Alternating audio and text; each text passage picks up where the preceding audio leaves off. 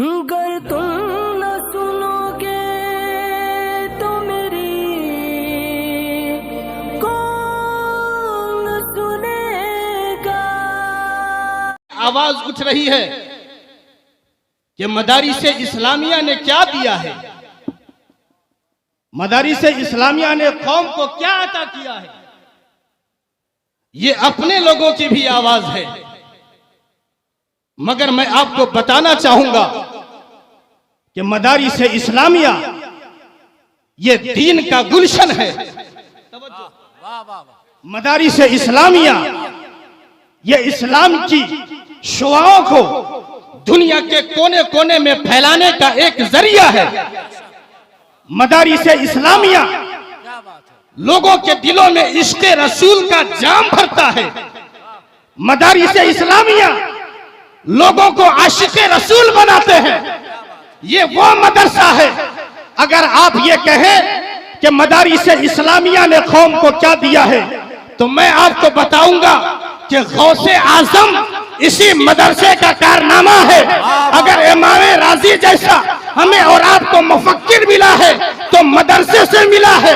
अगर हमें और आपको हजरत जुनैद बगदादी जैसा ताजुल औलिया मिला है तो मदरसे की वजह से मिला है। मदरसा ने हमें आला हजरत दिया है, मदरसा ने हमें गौसे आजम दिया है, मदरसा ने हमें गरीब नवाज दिया है, मदरसा ने हमें और आपको आला हजरत जैसी अजीम हस्ती दिया।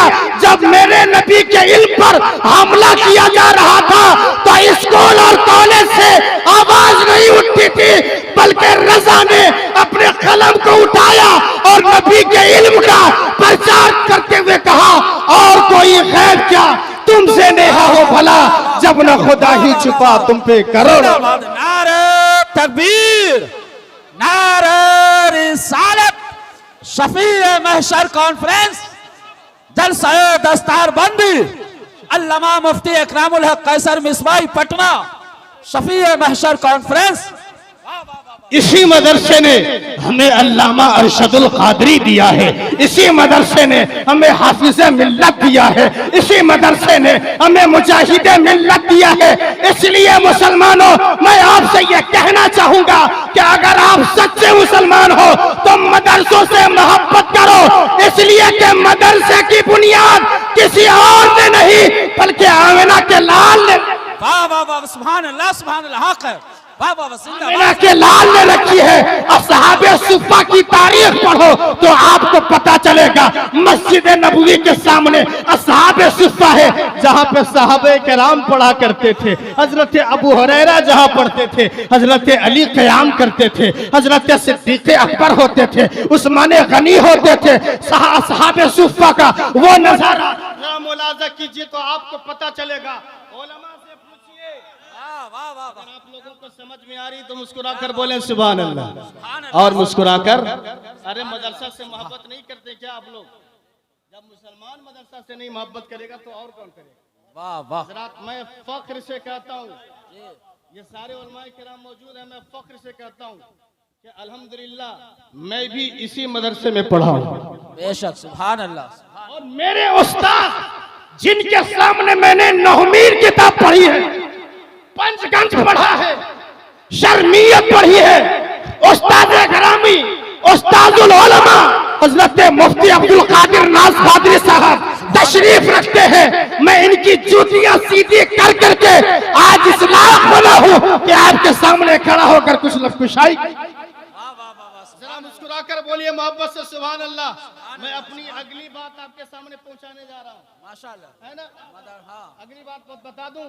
देखिए, हमारे पीरे तरीक़त हाफिज़ कारी हजरत शमशाद साहब, ये भी तशरीफ रखते। फहीम भाई, किन लोगों का नाम लिया जाए? ये सारे अपनाए कदीम है, सब इसी मदरसे के नमक खाने वाले। और आज वफादारी देखिए, सब लोग आकर बता दिए कि हम मदरसा वाले हैं।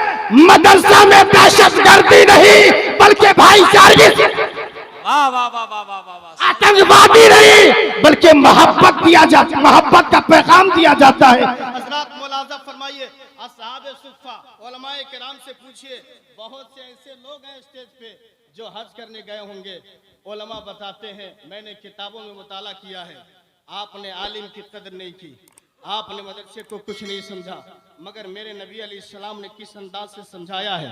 आका अलैहिस्सलातु व तस्लीम, वो मस्जिद नबवी जिसमें नबी इमामत फरमाते थे, सहाबे किराम नबी के इक्तदा में नमाज पढ़ते थे।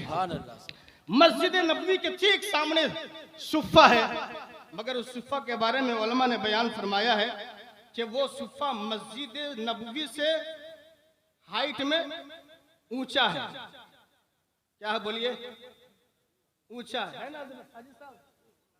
रोज़े रसूल के सामने ऊंचा है। मस्जिद नबवी से सुफ़ा, जिसको चबूतरा कहा जाता है उर्दू जबान में, वो ऊंचा इसलिए है ताकि दुनिया वालों को ये पता चल सके कि यकीनन मस्जिदों में अल्लाह की इबादत की जाती है। मस्जिद तिलावत की जगह है, मस्जिद रियाजत की जगह है, मस्जिद अल्लाह की बारगाह में सरबसजुद होने की जगह है। इबादत अपनी जगह, मगर इल्म की जगह को नबी ने ऊंचा करके बता दिया कि आबिद एक तरफ, मगर आलिम का दर्जा जाहिदों से बेहतर होता है। इसीलिए आका अलैहिस्सलातु व तस्लीम इरशाद फरमाते हैं, फज़लुल आलिम अलल आबिद कफ़ज़ली अला अदनाकुम रजुला, के सुनो एक आलिम की फजीलत गैर आलिम पर ऐसे ही है जैसे मेरी फजीलत तुम में से अदना पर है। जरा आप अंदाजा लगाइए ना, आप मदारिस इस्लामिया की इज्जत कीजिए, अगर मदारिस इस्लामिया ना हो तो फिर नमाज जनाजा कौन पढ़ाएगा?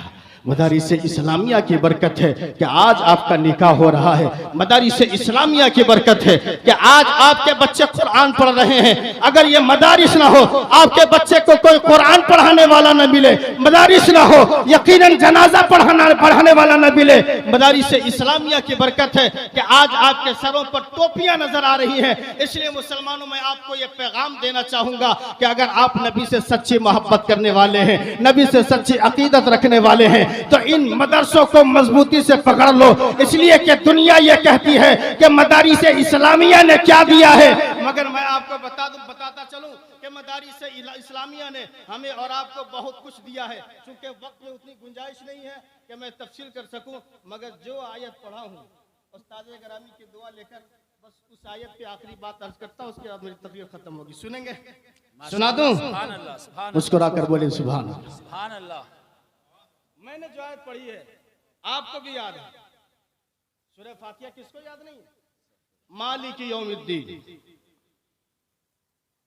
जिसका मतलब क्या है कि अल्लाह क़यामत के दिन का मालिक है, रोज़े महशर का मालिक है। जरा गौर कीजिए और कुरान के उसलूबे बयान पर जरा अपना ज़हन लगाइए कि कुरान में रब ने यह फरमाया मालिकी यौमिद्दीन। तवज्जो, देखता हूं कितने लोग समझ रहे हैं। मालिकी यौमिद्दीन, मैं रोजे जजा का मालिक हूं। रब ने मालिकी यौमिद्दीन कहा, काजी यौमिद्दीन नहीं कहा। जवर साहब, काजी यौमिद्दीन नहीं कहा, चूंकि दुनिया के कॉलेज में पढ़ने वाले जब निकलते हैं, कोई डॉक्टर बनकर निकलता है, कोई वकील बनकर निकलता है, कोई प्रोफेसर बनकर निकलता है। आज एक निशाना यह भी साधा जाता है, मदरसा ने वकील क्यों नहीं दिया?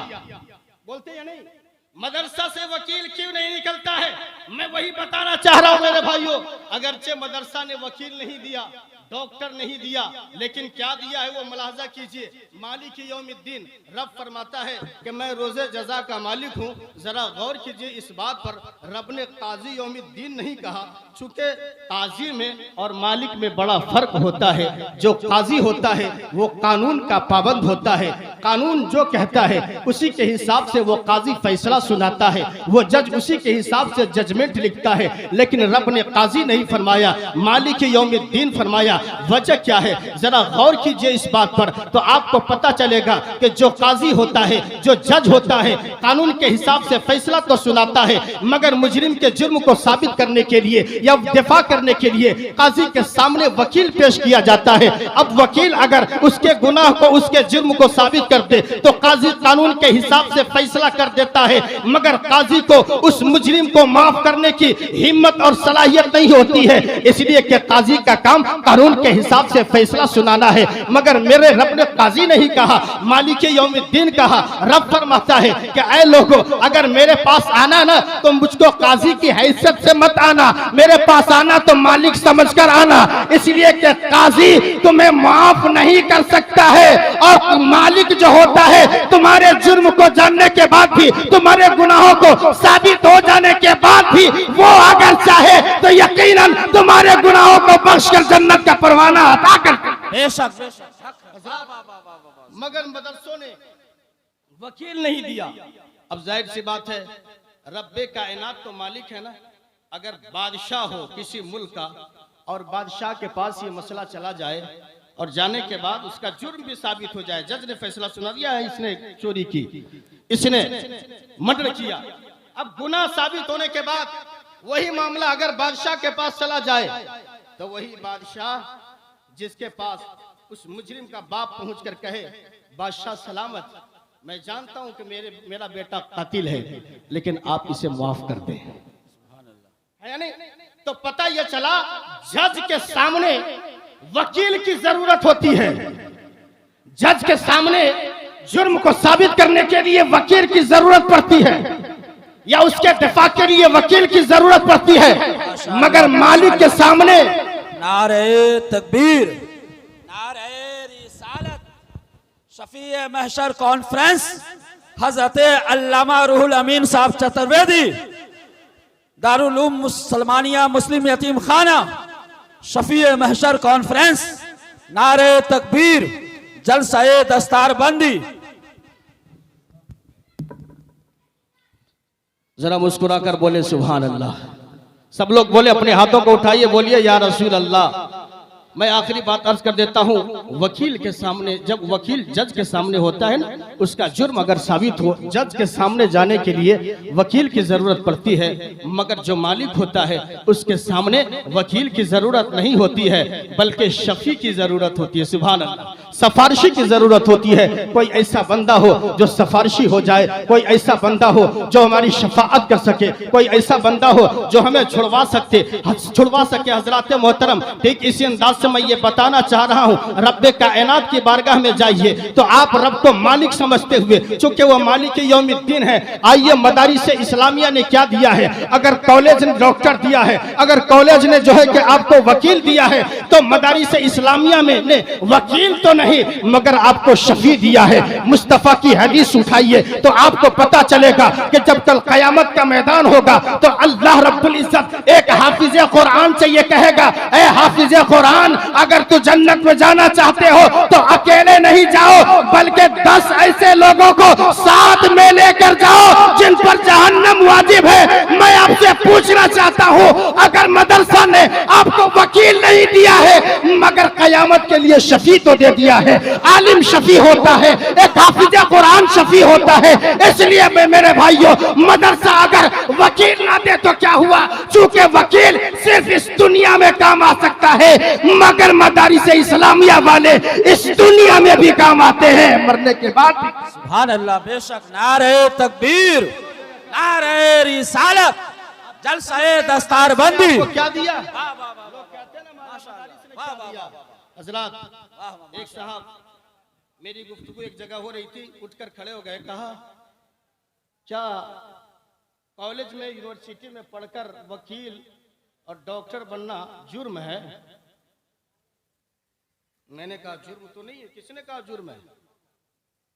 बिल्कुल बने, मगर ये मत कहना कि मदरसा ने कुछ नहीं दिया है। बोलिए सुभान अल्लाह।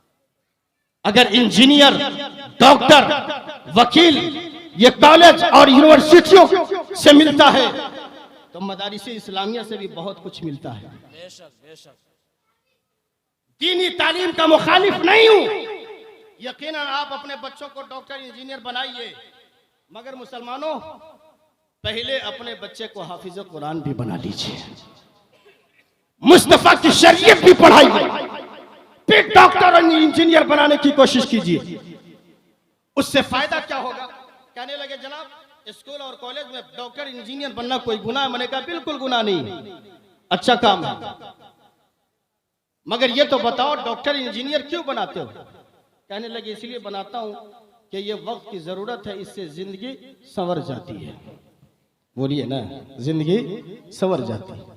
मैंने कहा अच्छा बताइए आपकी जिंदगी कितने दिनों की है? 60 से 70 साल, 80 साल, आमतौर से तो यही उम्र होती है ना औसतन। अगर 60 से 70 साल की जिंदगी को कामयाब बनाना हो तो ये यूनिवर्सिटी और कॉलेज वकील और डॉक्टर की सूरत में अगर आपको ये दे, बहुत अच्छी बात है। 16 साल पढ़ने के बाद डिग्री मिलती है, मगर मदारिस इस्लामिया में 16 साल नहीं, सिर्फ 6 साल, सिर्फ 10 साल। अगर आप दे रहे हैं, दुनिया की जरूरत 60 से 70 साल है, मगर हजरात यहाँ के बाद एक और जिंदगी है जिसको हम बरसक की जिंदगी कहते हैं। मैंने पूछा जनाब ये तो बताओ, वक्त की जरूरत है कि डॉक्टर बनाया जाए, वक्त की जरूरत है कि इंजीनियर बनाया जाए, वक्त की जरूरत है कि वकील बनाया जाए, सब कुछ बनाओ, मगर 60 से 70 साल की उम्र तक तुम्हें यह काम आने वाला है। एक जमाना और है जो मरने के बाद जमाना शुरू होगा। क्या तुमने उसके लिए तैयारी की है? जब मरोगे वहां कौन काम आएगा? ये डॉक्टर काम आने वाला नहीं है, ये वकील काम नहीं आने वाला है। डॉक्टर का काम उसी वक्त है जब तक कि इंसान बीमार हो सके तो वो इलाज कर दे। अल्लाह ने शिफा दिया, सेहतमंद हो सकता है, मगर मर जाए तो मरने के बाद अब वो डॉक्टर कुछ नहीं कर सकता है, बल्कि जब मर जाएगा तो आप भी मदरसे में आते हैं और बच्चे से कहते हैं, ऐ बच्चे मेरे वालिद का इंतकाल हो गया है, जरा कुरान पढ़ के इसाले सवाब तो कर दे ताकि मेरा बाप भी जन्नत का हकदार। पता ये चला जहां पे डॉक्टर के काम की इंतहा होती है, वहीं से मदरसा वालों के काम की इब्तिदा होती है। सुभान अल्लाह। अल्हम्दुलिल्लाह रब्बिल आलमीन।